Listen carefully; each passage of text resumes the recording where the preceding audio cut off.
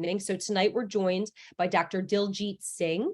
Dr. Singh is a women's health advocate and an integrative gynecologic oncologist with Virginia Oncology Associates in Norfolk, Virginia. Dr. Singh received her medical degree from Northwestern University and master's degree from the Harvard School of Public Health. She completed an obstetrics and gynecology residency at the Johns Hopkins Hospital and a gynecologic oncology fellowship at the MD Anderson Cancer Center. She completed her doctoral degree in public health on cost analysis at the University of Texas School of Public Health and is an associate fellow in integrative medicine at the University of Arizona. So without further ado, please join me as I welcome Dr. Singh. Thank you so much for being here, Dr. Singh. How are you? You're muted. So you're the only one that should not be unmuted this evening, Dr. Singh. All right, now I'm unmuted. All well, right. For a second there, my dog was barking at the rain, so it was probably okay that I was muted. Wonderful. All right. Thank you so much for joining us. I will turn it over to you. Perfect. All right. Well, welcome everybody. And we were talking a little bit about how technology is wonderful because it lets us do things like this and all of us be all the places we are in the middle of our lives. But I also, as someone who spent most of my life giving talks in person where I could see people and interact, sometimes this is a little challenging. So we've kept a lot of time at the end to be able to answer questions so we can have a little bit of back and forth. And like I was telling Erin, we'll have plenty of time. If not today, we can always come up with other occasions. I think all of this conversation about, integrative approaches and all the things that are out there are really, really important. If you guys have more questions about my background and my practice, happy to answer those. But I said we just get into the meat of it and then we'll go from there. All right. So there we go. All right. So I think the thing we talk about and think about, and rightly so really, is we spend most of our time thinking about what treatment should I have? And we're thinking about standard care, things like surgery, chemotherapy, radiation, immunotherapy, hormone therapy. And I'm using the term targeted therapy, although obviously within all those other categories, they include targeted therapy. But what else is there? And what I'd say is there's a lot of other things out there that impact the body's ability to fight cancer, to withstand cancer therapies, and just to do all the things it takes to ultimately heal. So I always say, there's best care, but then how we eat, very, very important. And to me, as we think about herbs and supplements, they're sort of part of that. They're sort of part of that healthy diet because most herbs and supplements are sort of just an extension, although we'll talk about the difference between herbs and things in our diet versus herbal supplements. Exercise, stress management, social support. You guys doing this here together right now means you're doing part of social support, helping yourselves survive cancer. Not smoking. I always try to do the don'ts last, but not smoking, limiting or avoiding alcohol, being sure you're using sunscreen, sleeping enough time, and sort of thinking about the rest of the environment. That's a whole topic in itself. And again, I'm happy to address that if that's what we need. So what's integrative oncology? It's taking the best we have in conventional medicine and adding complementary or alternative therapies for which there's evidence of safety and effectiveness. Thinking about the whole person using all the tools we have out there. We're going to focus today on this first category of dietary interventions, but no matter what, we remember, and I'll touch a little on mind-body medicine, energy medicine, manual medicine, massage, chiropractic, and then of course the whole systems of care. They're a huge part of how we've learned about herbal medicine and Western medicine as we've drawn on the long expertise of things like traditional Chinese medicine and Ayurveda. I'm going to start out talking a little bit about diet. because people ask me a lot of questions, but also, like I said, I think herbs and supplements are sort of a subset of diet. And so lots of people ask me, should I be doing a ketogenic diet? And those original thought process came because there was a keto diet that, at least in animal models, seemed to slow tumor growth. And then one of the things we're kind of learning is that brain tumors are very, very different than other tumors. And again, ketogenic diets seem to help with brain tumors, same way we think of marijuana and some of its derivatives showing so much more promise in brain tumors than in other things. But how does the ketogenic diet work? In some ways, it is a low carb diet. And basically, by eliminating carbohydrates and sugar, eating more fat and protein, you push the body into burning fat and ketosis. Now, ketosis in some ways can be a symptom of something going wrong in the body because it is a starvation state. And as we think about, a cancer survivorship, or kind of an anti-cancer lifestyle even, I find it challenging because the ketogenic diet cuts out so many foods that are important and pushes certain kinds of foods that do have good data saying they increase both cancer risk in terms of getting cancer, or cancer risk in terms of cancer recurrence. There are some trials at looking at the keto diet during treatment, because that might be a different time for the body.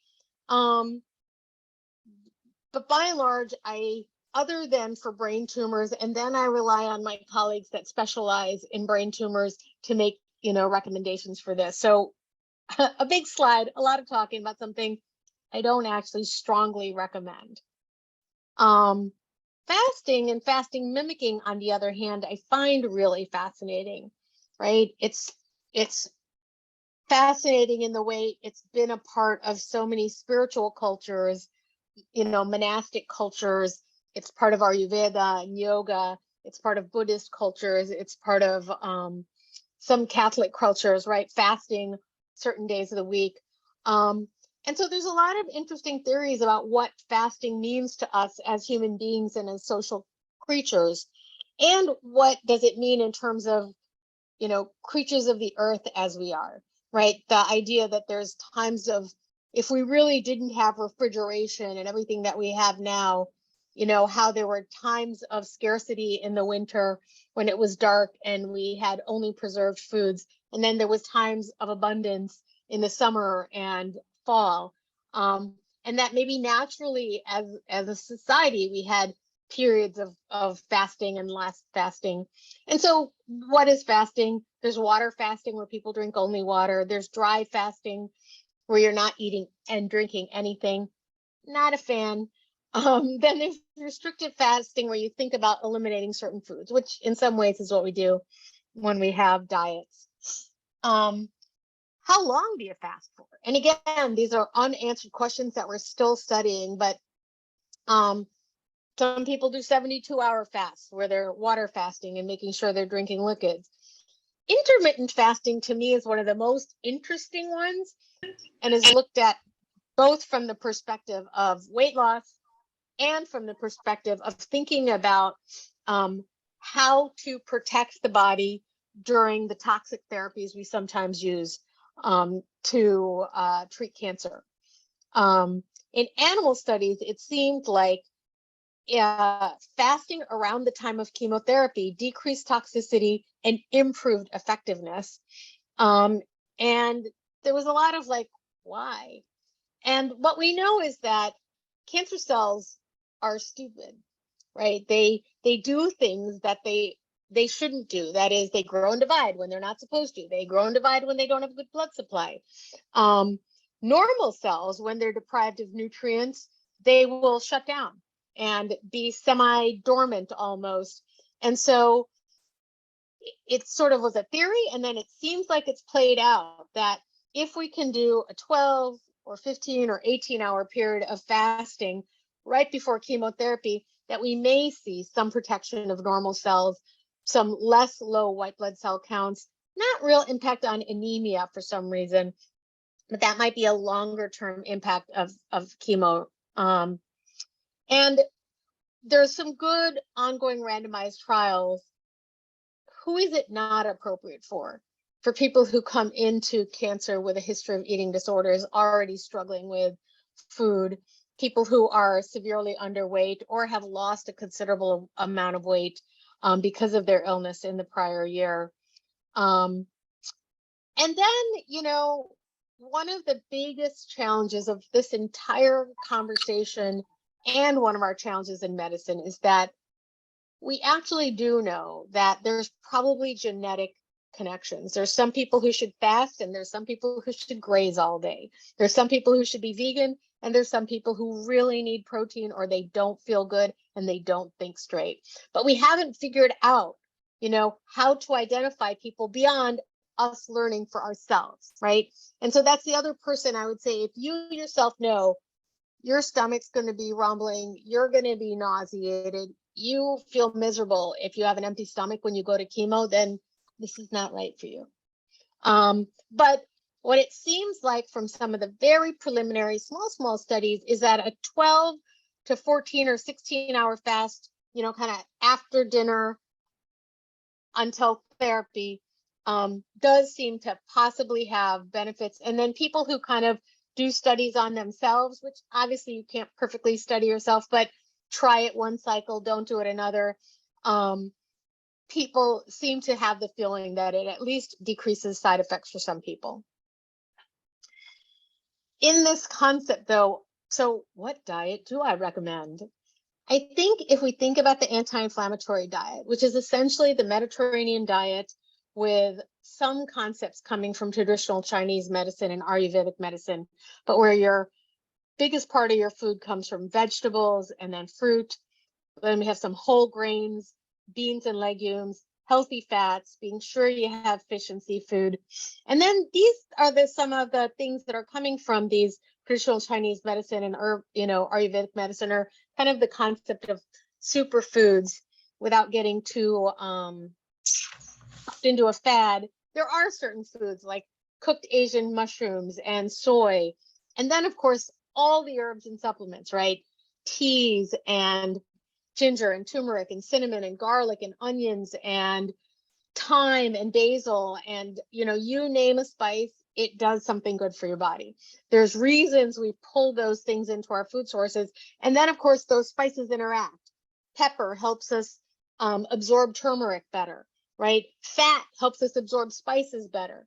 The one thing I don't love, this is Andy Weil's pyramid, and he puts red wine on here, and he says no more than 1 to 2 glasses a day. And unfortunately, there's lots of data that says that's too much if you're female. Unfortunately, probably 1 to 3 glasses a week is probably the max in terms of looking at breast cancer risk. It's all challenging. Again, we all have different, body makeup. We know that having a body mass index over 27 or 28 makes you more susceptible to anything that influences estrogen, and alcohol, if it stimulates our liver in a way, can sometimes create a higher estrogen environment. And then my favorite at the top of the pyramid, chocolate, right? But especially that dark chocolate, magnesium, all these wonderful antioxidants, couple pieces of dark chocolate a day, right? Right. That's what we should start saying. Chocolate a day keeps the doctor away. Anyway. All right. So why herbs and supplements against cancer? And, there's a lot of reasons, but one of the things we sort of know is that there does seem to be this epidemiologic data. When we look at countries, when we look at the way a population eats, that we see these countries where there's huge spice production and low cancer rates, and we compare it to ourselves and our cancer rates. Now, of course, you can't make life decisions based on this, but it's just sort of like the data that started us thinking about and looking at other things. There's lessons to be learned from the idea of, can we truly take epidemiologic data and then convert it into, this is how we're going to prevent cancer, this is how we're going to treat cancer. So back in the, oh my goodness, I'm showing my age, I want to say 80s, we did these huge trials, and basically there was such great data saying people who eat more orange and yellow vegetables and fruits have less cancer risk. And we saw it over and over in different populations. We saw that indigenous populations all over the world, populations at the equator and in the north. So this was very consistent findings. So then we said, okay, well, what does that mean? What's common to these orange and yellow fruit vegetables? And obviously there's lots of things that are common, but we chose the one that made them orange, that is beta carotene. So now doing research is hard, expensive. And a cancer prevention trial means you are looking at groups of people over time, and you want to prove that there's a behavior that they have that prevents them from getting cancer. But, you know, if you think 12 of 100 women gets breast cancer, right? That means you have to have 200 people in your study if you're going to anticipate 24 cases. And then you want to be able to see a difference that your intervention made. So the researchers ended up saying, well, why don't we choose a group of people who has a really high risk of getting cancer? Let's take a bunch of smokers. And, you know, they, the study, other piece was like, well, can we really like trust these people that they're going to eat carrots every day? Like, nah, we don't trust people to eat something good for them. So you know what? We're just going to give it to them in a supplement. Okay, good. Well, beta carotene, that's like not the active form of vitamin A. Let's use active vitamin A because that's going to be the strongest. And we want to have the strongest impact because we want to prevent these smokers from getting lung cancer. Anyway, we did these studies, and lo and behold, combinations of vitamin A and E seem to very quickly in the study, within 5 years of the study starting, show a dramatic increase in the risk of lung cancer with those who are getting the vitamin A. So we'd say, what? How could taking vitamins increase cancer risk? That's crazy. So lots and lots of people looked at this because obviously that's not what anybody who was pushing the study or writing the study or designing the study anticipated. So we thought there might have been a lot of things wrong. So one thing was maybe we didn't think so hard about what vitamin A is. So vitamin A, number one, synthetic retinol palmitate is not found in fruits and vegetables, only beta carotene, but it's something called a differentiating agent. So differentiating agent means like if I'm like a regular cell hanging out and now it's time for me to grow and be a skin cell, then I use vitamin A to make things change. And now I'm a skin cell.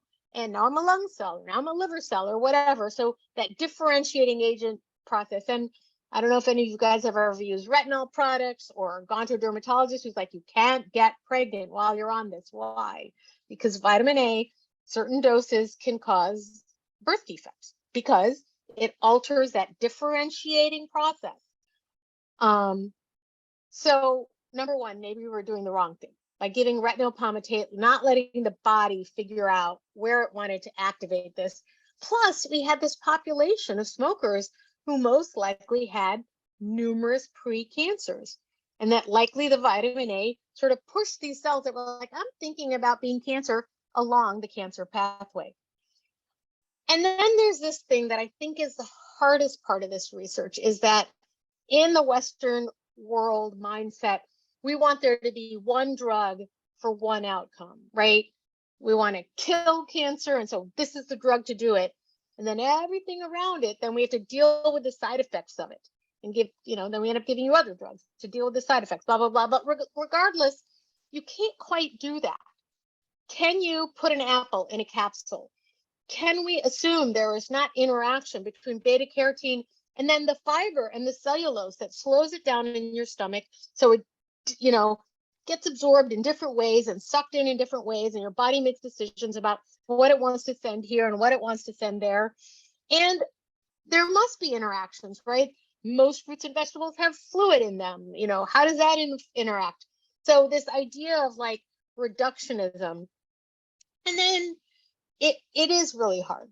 It is really hard to do research when we tend to think of one input and, whatever. I learned, my whole PhD was one intervention to see one outcome, not how do we change things over here to have a different outcome over here, and really look at a whole person. And then the last piece is the thing I didn't quite touch on. So there's physiology. What can we eat? I could eat an apple. Okay, we were picking today. I could eat 2, maybe I could eat 3, but like at some point I just can't eat that many apples. But I can take iron that's, enough iron that would come in like 50 apples. And I can put it in a tablet and swallow it, right? So tablet, swallow it, pharmacology, eating it in a whole food source, physiology, and how do we walk the pathway and understand the difference between the two as we think about taking care of ourselves. So what do we do for this vitamin thing? Well, we go back to the epidemiologic data. And, this is not a political and or health policy discussion. And so I'm not going to go there, but I'm just going to say, having now been in the world of integrative oncology for 15 years, a lot of the supplements that we are really interested in that have a lot of promise are not going to be well studied. And why are they not going to be well studied? Because they're freely available, they're not very expensive, and nobody's going to make billions and zillions of dollars off it. And so we're never going to quite study them in the way we study these, what do they call big brands. Even in a lot of ways, why marijuana research has never ever caught up with the potential benefit that it could have, again, because it became legal and freely available, and there are not pharma companies that are invested. So instead, we end up needing to use as much data as we can gather. Absolutely. We need to take history and tradition and bring that in. You need to take your own kind of what's happening with you, where are you in your cancer? And then this is the little table that I sit with when I talk to people. And I basically say, like, maybe somebody told you SEFT was magical. And you look it up and you can't really find any studies. So like there's no known benefit. But there's also no known harm. All right. So maybe your neighbor said it cured her cancer, like maybe you'll try it, right? And I look at things like known benefit surgery. I do ovarian cancer surgeries. There is known benefit of debulking. There is also clear cut, huge potential harm. Maybe you guys have had surgery who are on this call and there's risks, there's complications.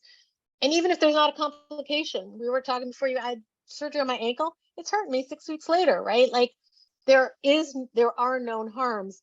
And so even right now, as we choose immunotherapy, as we choose surgery, as we choose other things, we're doing this weighing. And so I think we have to be the same way about this, but we do have to think about, is there possible harm? Is there potential harm? And if there is, how willing am I to put something in my body that has the potential for harm?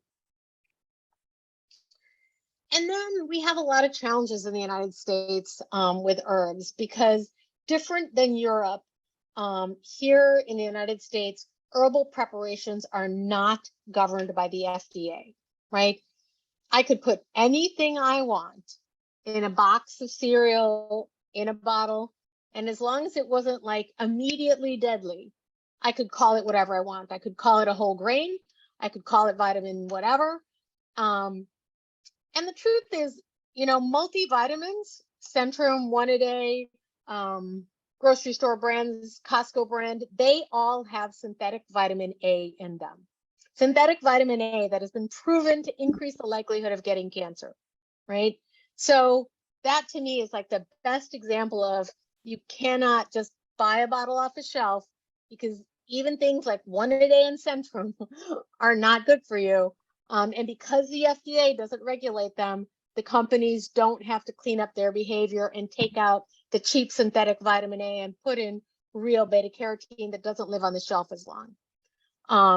That said, like, as we think about the herbs and supplements we're going to think about taking, there are very few complications, and mostly it's about understanding what they are, talking to pharmacists, talking to integrative medicine doctors who understand, and then acknowledging when you take something in a tablet, it can interact with other things. People who take, thyroid medicine know you can't take it with all this other stuff, and you can't take your, osteoporosis medicine with this stuff because they interact.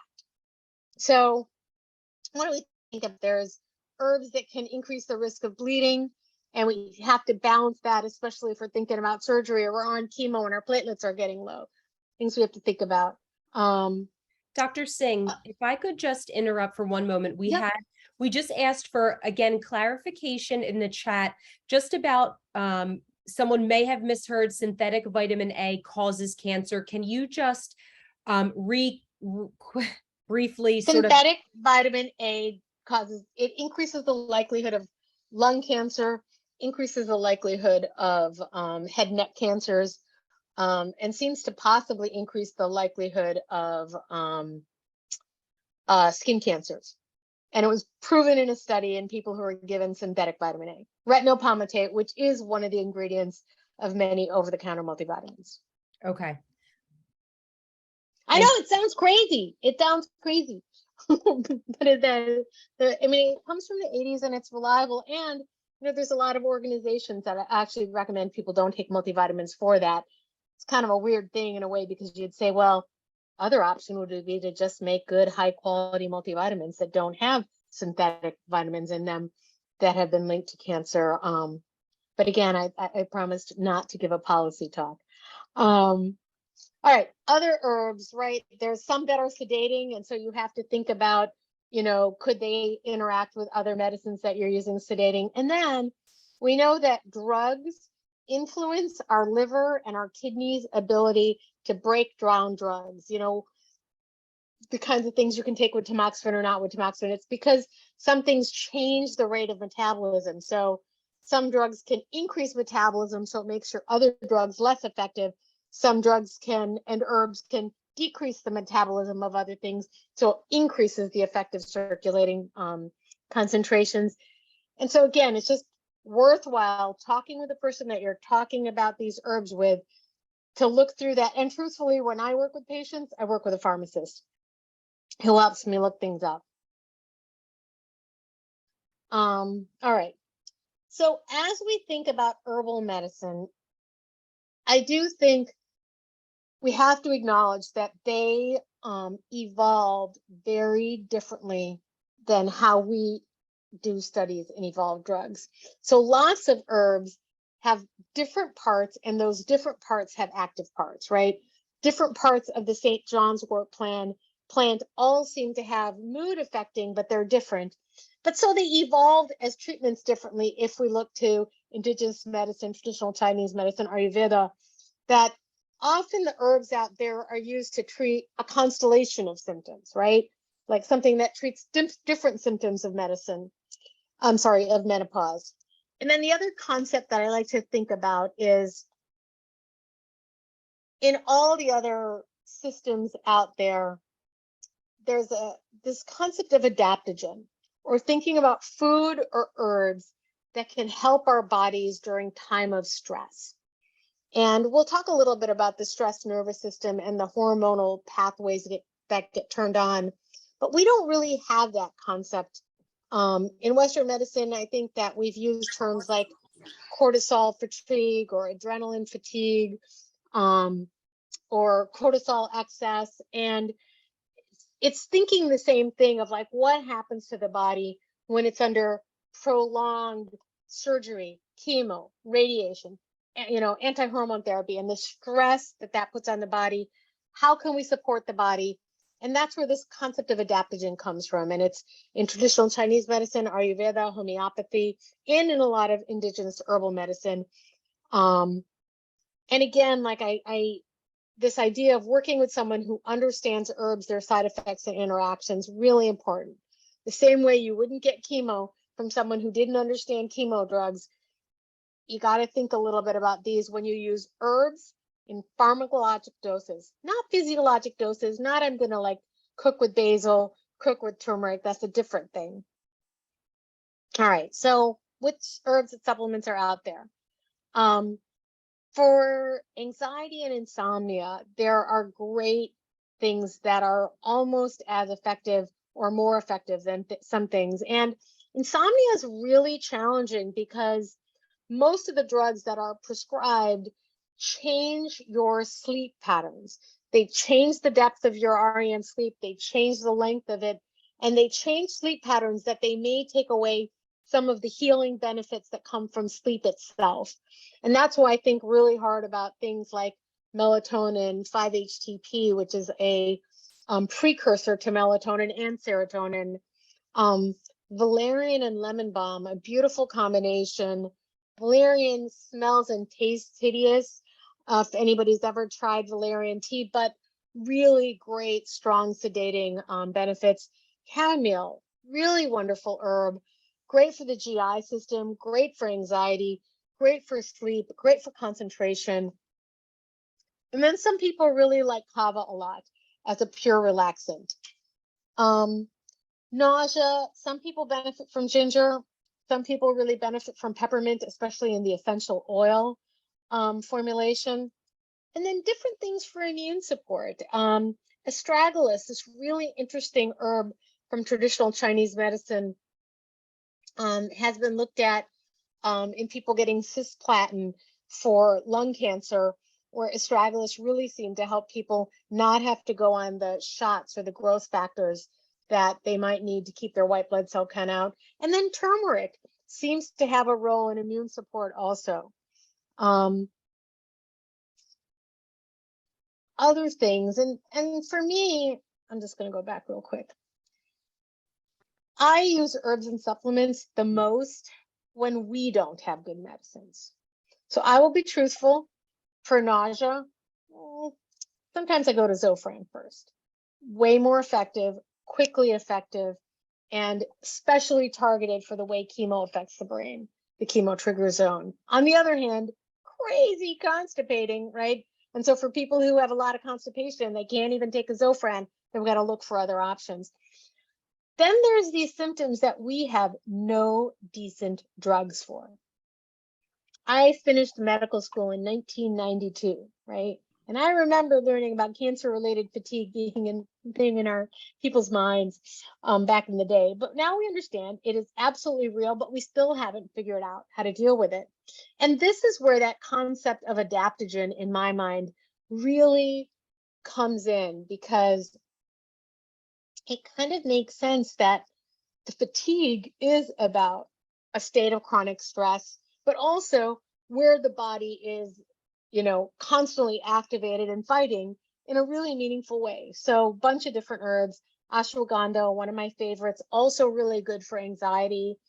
The biggest study in the United States was with both American and Asian ginsengs, two different plants, slightly related, but American ginseng, 2 grams a day for 8 weeks, decreasing cancer-related fatigue, increasing energy levels. Holy basil also comes in tea called tulsi, Tulsi. People love this. And again, sometimes you can kind of skate the line of physiologic, because you can do teas, right? Chamomile tea, tulsi tea. This shatavari is another one that really helps with fatigue, especially when menopause was one of the pieces of treatment, right? As a GYN oncologist, a lot of times, we do surgery that leads to menopause, and then we start chemo, radiation, and everything else. And so this fatigue is kind of compounding that. But that also comes as a powder that people put in shakes, breakfast shakes, or put in on top of oatmeal. Chemo brain is, interlaced with this fatigue. But again, bacopa, really interesting herb from Ayurveda. And then the more and more we learn about mushrooms, the more we are understanding they have a really powerful effect on a neurologic system. And there's a mushroom called lion's mane that seems to have a lot of brain protective and brain healing effects. Sorry, I'm trying to watch the clock. Sometimes I talk a lot, and it looks like I am talking a lot, so I'm going to talk a little fast so we get through the end and have time for questions. All right, stuff for libido, maca, another one that you can buy as a powder. hugely used in Peru. That comes from the Basilica plant. Ginkgo, Korean red ginseng, echinacea, all showing benefits for fatigue, for libido, loss of libido. And then again, I love some of these herbs that seem to treat multiple different aspects of menopause, possibly addressing, like Korean red ginseng seems to help with hot flashes and with libido. Ground flaxseed helping with fatigue and with hot flashes. St. John's wort helping with some of the emotional lability of menopause, as well as hot flashes. Black cohosh, same thing, touching the emotional and the temperature instability that can come with menopause. And I just want to touch on acupuncture just to remind everyone, like, it is not alternative. This is one that actually is extremely well studied for symptoms. Most acupuncturists aren't treating nausea and vomiting, they're balancing qi, but you know, there's that interaction that you can have with practitioners who understand both aspects and are willing to, and we see great benefits for nausea, vomiting, for fatigue, for hot flashes. And the thing I use it the most is for peripheral neuropathy prevention. It doesn't help treat it so much as if you can get it during therapy, potentially seeing benefits. And then people get what's called xerostromia, or the dry mouth of radiation, that we see benefits for. Two last quick slides, and I promise I'll answer questions. So we talk a lot about stress, like, oh my God, I'm changing jobs, I'm so stressed out, I got to move out of my house, I'm trying to sell my house, like these things stress me out, or I lost my partner, and or he's ill, and that's stress.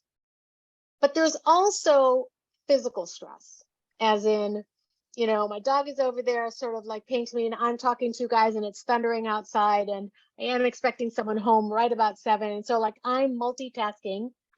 When I multitask, I turn on my adrenaline and it turns on my cortisol, and it lets me do things. When we drive, we can pay attention to multiple things. And honestly, I think it's why we think that, like, oh yeah, I can put on my makeup and eat and listen to a book and drive, because most of us, our adrenaline is up, our cortisol is up.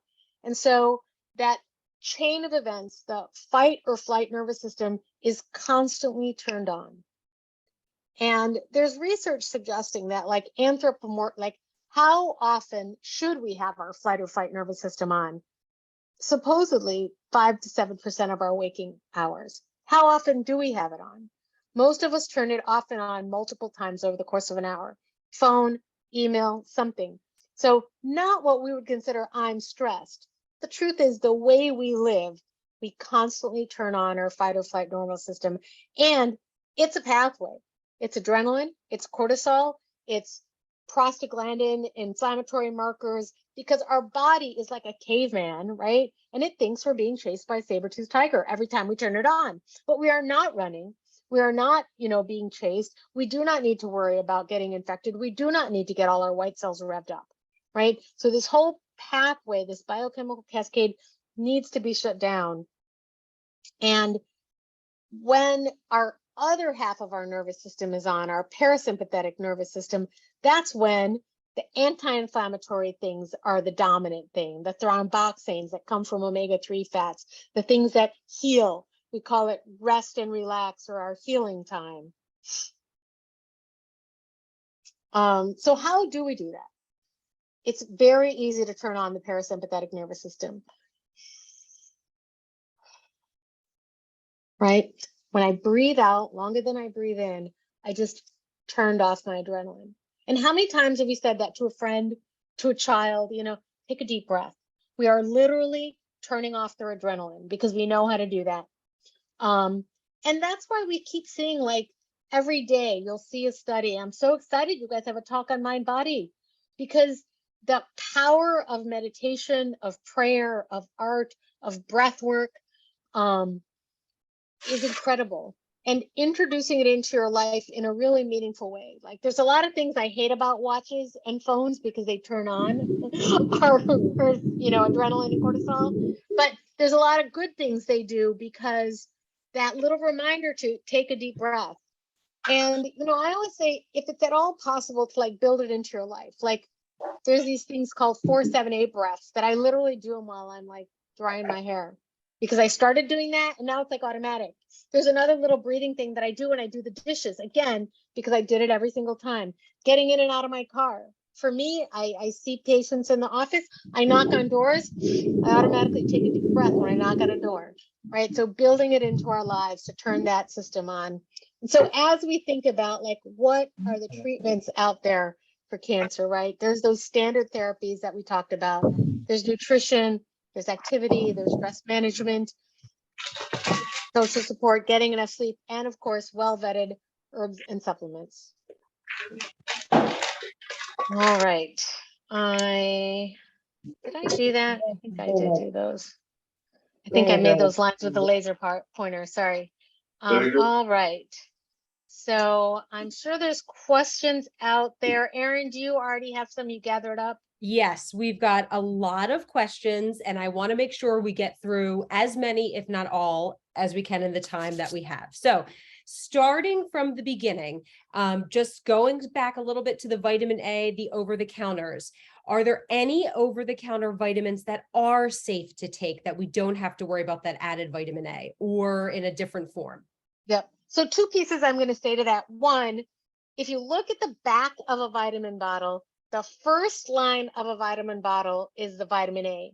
When you look at it, you want it to say vitamin A 80 to 100% from beta carotene. So when it says that, then you know there's not a significant amount of synthetic vitamin A. But there's a company called Garden of Life Vitamin Code, and there's another company I recommend all the time, and I can't think of it. I'll think of it if I do. But again, just looking at that top line should help you out. Perfect. Thank you very much. Oh, and before I forget, also, we're getting a lot of requests for your slides. So if we're able to provide a copy of your slides on her library along with the presentation, would that be okay? Yeah, and I think you have the handout from before. Okay, so we'll include that. I think it's very similar. Okay, wonderful. Perfect. Staying on the vitamin A topic and talking about retinols for the skin, are they safe in terms of cancer causing? Yep. Yeah, you don't get that much synthetic thing. So where we absorb a lot is if we put something in our mouth, not to be all creepy, but I'm a gynecologic oncologist, something in your vagina. So inside our mouth, inside our vagina, that mucosa, that will absorb things, but our skin, it doesn't get that deep. So you're fine. And retinols are actually really good for your skin. Okay. Great exfoliant. Yeah. Okay. Wonderful. Thank you for that.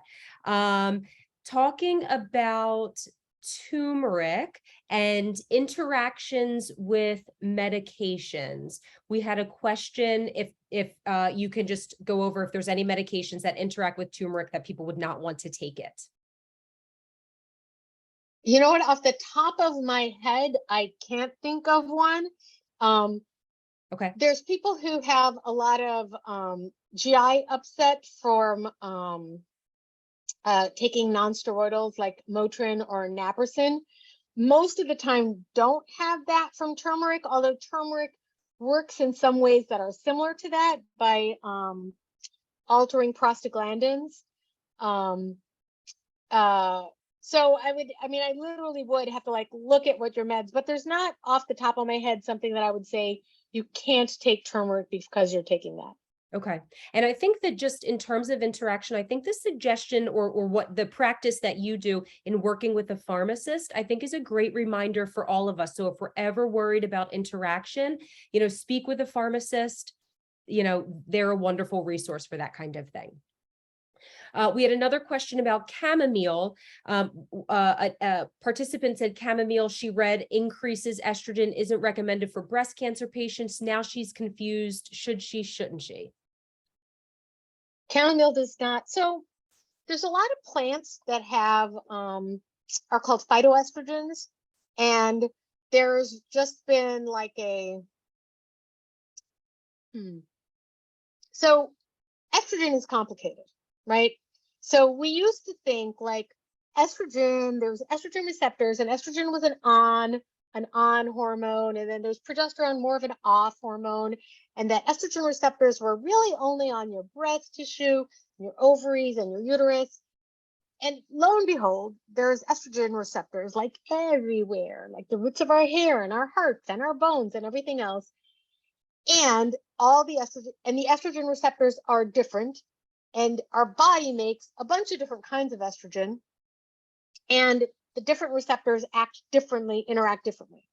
So it's not like a simple, like one-to-one thing. And the reason I say this is because, of course, there was this like, don't eat soy, don't eat soy, soy is estrogen, soy is estrogen.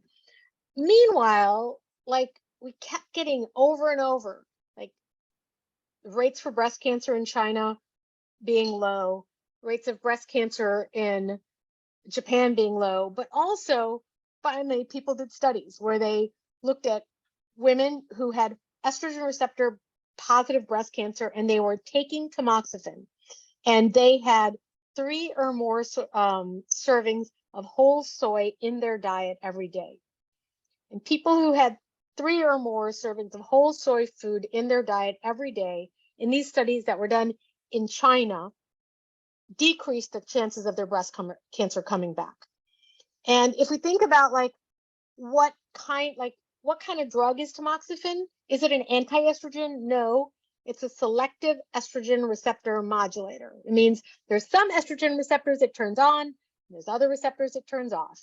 And as we learn more and more about plants and things like flaxseed and lignans and chamomile, things that may interact with the pathways, we're kind of figuring out that like maybe we don't understand it that well. And so definitely ground flaxseed's fine, although it may have conceptually estrogenic effects.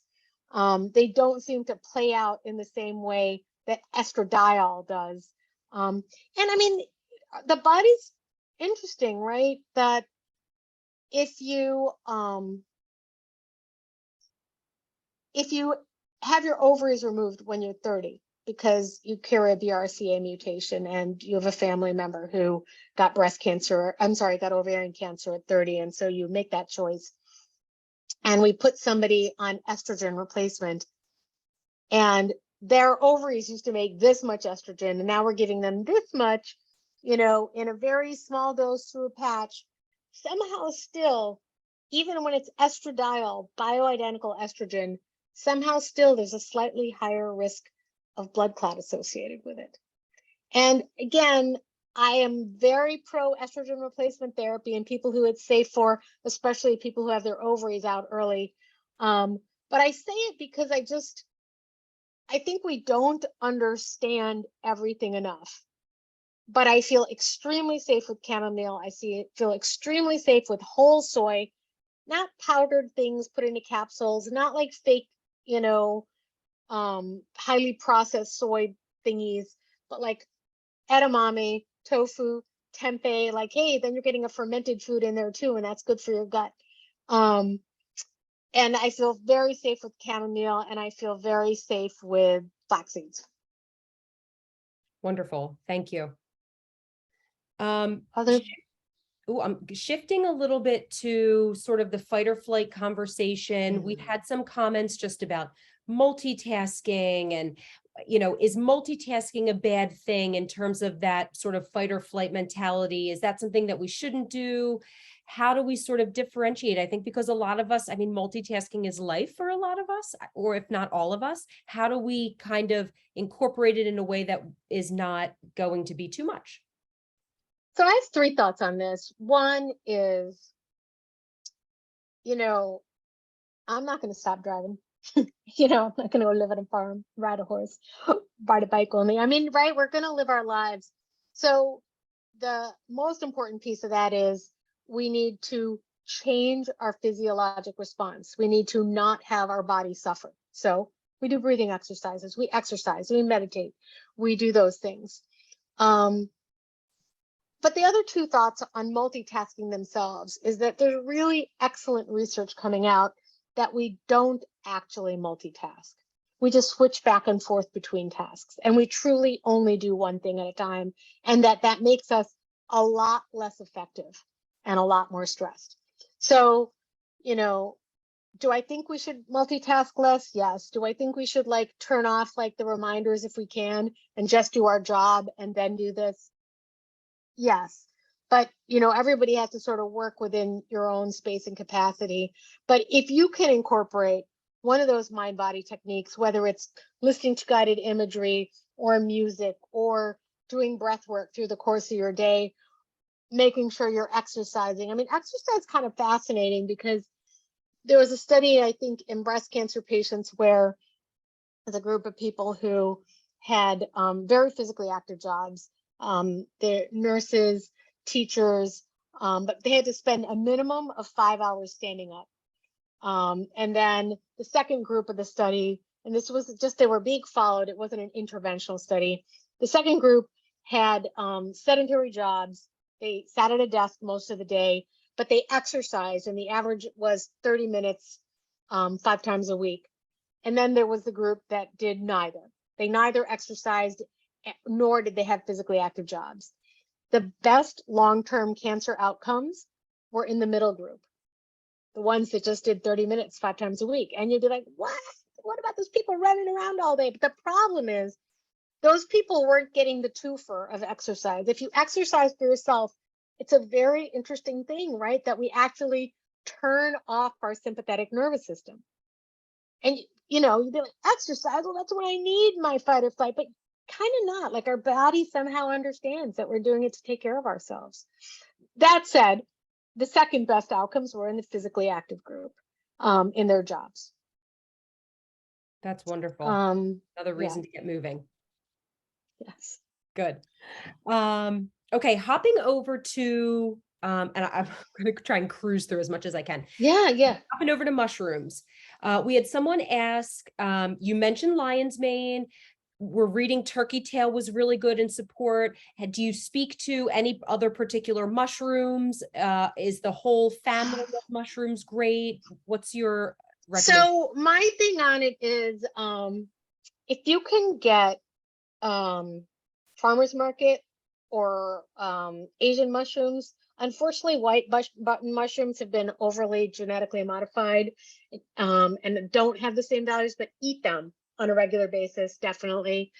And then the others, so there's blends. There's a company called Host Defense that makes a brain combination that's like cordyceps and reishi and lion's mane.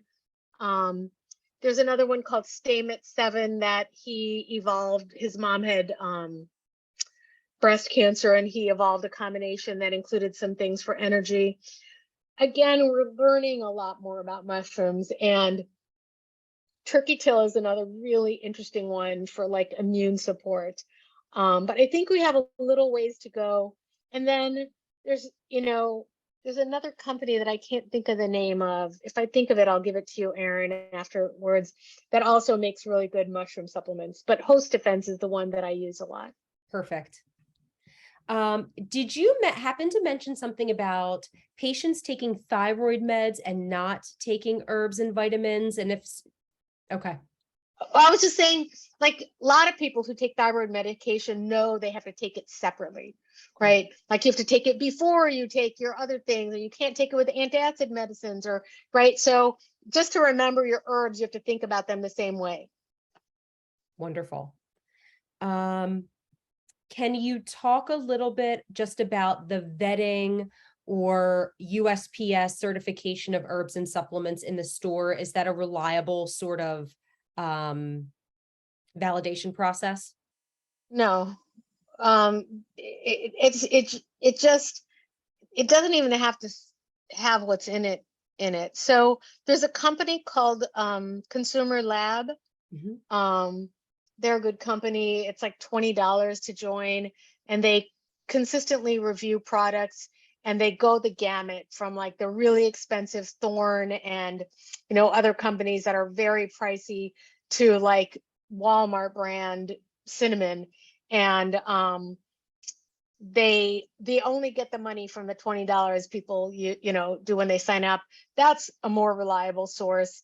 Some people tend to buy European because their FDA reviews things, even some of their skin products, their, beauty products are better reviewed, and they have to have data behind the claims they make. So some people go with that. I mean, there are really good American companies, but I actually don't use, like, Nature's Way is always great. Nah, I use it for certain herbs, but not others, because I use consumer labs. And honestly, I use turmeric and CoQ10 and several herbs pretty consistently, but I'll still go back to consumer labs at least once a year and see if anything's changed. Yeah, I've used that website as well, and it's very, very helpful. Yeah. I had someone message me. Her oncologist recommended Bonafide, a Chinese herb mixed supplement for hot flashes from Tamoxifen. Are you aware of that product, or any thoughts on that? I don't. I'd have to look up and see what it is, but at the top of my head, I don't. Okay. And if someone was interested in setting up a consult with you specifically, Dr. Singh, just to kind of review their own sort of course of care, are they able to do that, or how might they go about doing that? So right this second, which is really exciting for me, I'm not working. I'm on sabbatical for 4 months, until the end of November. But after I start back at Virginia Oncology Associates, I'm just joining their practice. I just left Kaiser Permanente here in the Mid-Atlantic area. I will be doing integrative oncology consultations 2 days a month, but we haven't figured out all the logistics of it. Right now, the way things look, I'm hoping to be able to do video consultations, but we haven't figured it out. And I don't even have, like, work contact info yet. But you guys will know, Erin, once Yeah. I'm settled and how to, yeah. Perfect. Perfect. Yeah, we're not going far from you, Dr. Singh. You have too much information to share. Okay, one more question, and I know we're right out of time. I did see Carol put in a question. She keeps hearing that Soursop is good for eliminating cancer. Is that true? Oh no, it's one of those things that comes up over and over, a little bit like vitamin C. And I suspect it has some benefits, and then we don't quite study it. But again, Soursop is one of those on that, like, known benefit. It has very little known harm. So, if someone feels like they want to try it, I'm fine with that. It's kind of weird. I don't know why, like, SEACT for some reason irritates me, but that's also because there's, like, just kind of weak, not so great brands. But yeah, I think it's hard. I think the other piece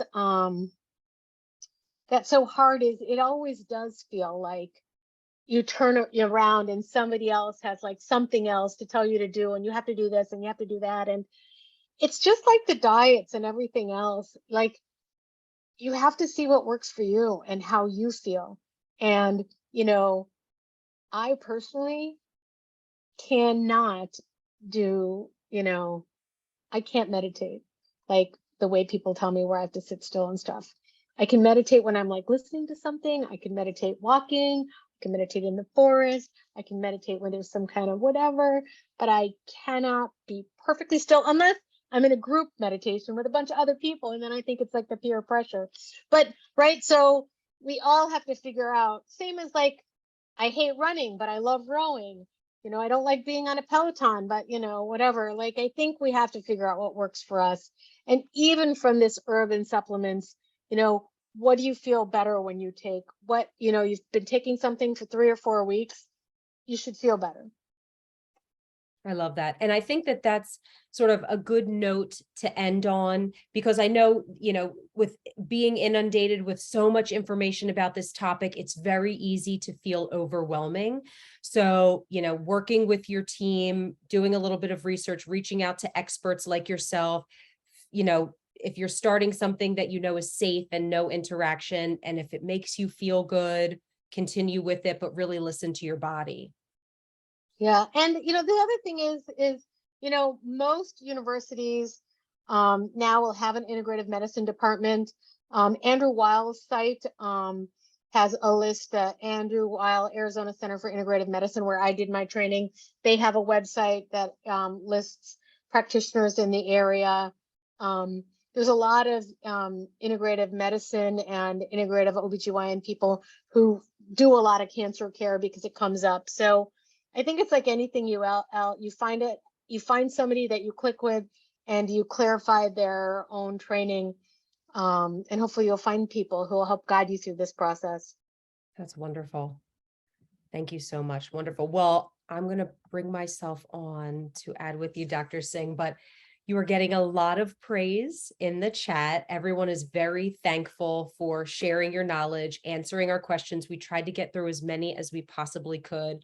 I will say, I think we will definitely have you back, Dr. Singh, because Happy to. you're quite popular here, but there's, like you said, maybe we can break out the nuances of some of these topics and just get a little bit more thoughtful about some of these particular questions and just some more information sharing. So we are so thankful to have you as part of our community. So appreciative of all the great work you guys do at Unite for Her. It's, and giving everybody this chance to be among a group, even via Zoom. Like I said, that act by itself is good for us. Wonderful. Oh, thank you. All right. Take care. Have a wonderful night. Take So care. thank you everyone for being here with us. Again, I just want to give a huge shout out to our, let's see if I can share my screen, just to give a big thanks once again to our education sponsors. We had a wonderful series. Big thanks to our presenting sponsor, West Pharmaceutical, as well as our supporting sponsors, Daiichi Sankyo, Merck, and GSK.